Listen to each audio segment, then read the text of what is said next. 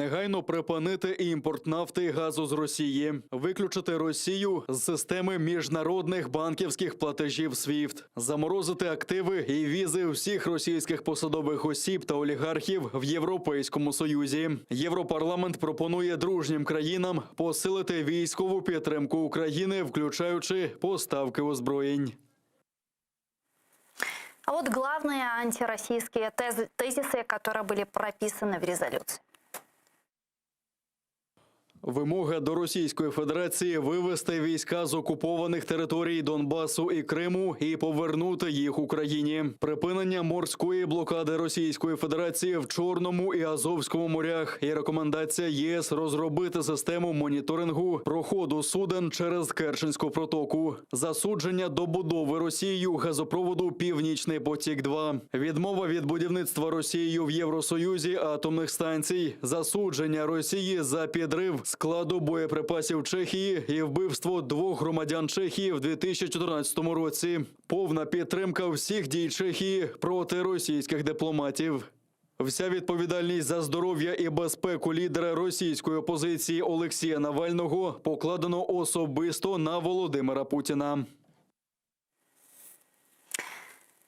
С нами сейчас на прямой связи Алекс Саакян, політолог, співзасновник національної платформи «Діалог про мир та безпечну реінтеграцію». Пане Олеже, вітаю вас, салям алейкум.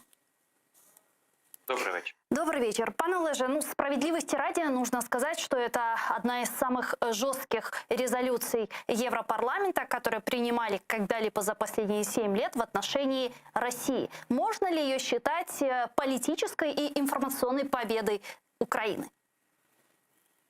Безусловно. Я бы, правда, не сказал бы, что это единоличная победа Украины. Конечно же, это победа коалиции, скажем. Причем не столько проукраинской, сколько, наверное, контрроссийской. Причем я ее не называю специально антироссийской, потому что она не направлена против России, но она направлена в противодействие России, поэтому контрроссийской. И Украина здесь отыграла свою одну из скрипок. Наши дипломаты действительно по разным направлениям работали достаточно слаженно и на международных площадках, и двусторонние встречи.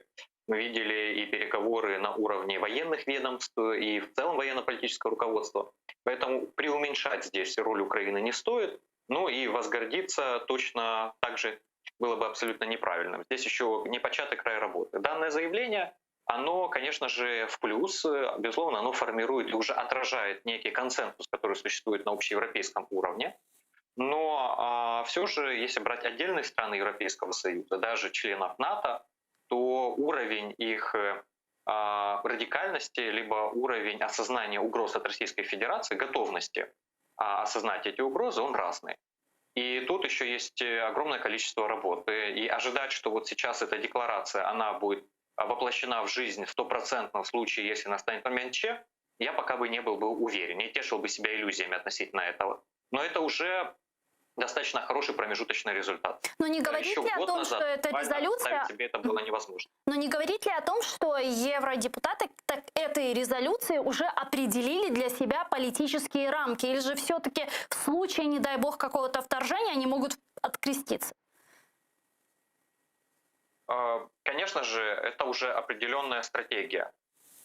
Другое дело, что сейчас сказать, что она будет иметь прикладное значение, что она будет реализована именно так и не видоизменится, было бы, наверное, не совсем правильно. Это, скажем, нам показывает тот уровень готовности, который сейчас уже есть у европейского истеблишмента и бюрократии европейской. Это уже немало. Это очень хороший фундамент, с которым стоит работать. Просто если говорить об возможности реализации этого в час Ч, то тут же надо обозначить, что Российская Федерация сейчас будет прикладывать максимальные усилия, чтобы это стало невозможным. Они знают слабые места европейские, они знают, через какие страны они могут максимально сейчас повлиять. Ситуация с Чехией, на самом деле, это очень серьезный удар по возможности влияния России изнутри. И это не просто правительство Чехии решило сейчас действовать. Об этой ситуации было известно спецслужбам чешским заранее задолго.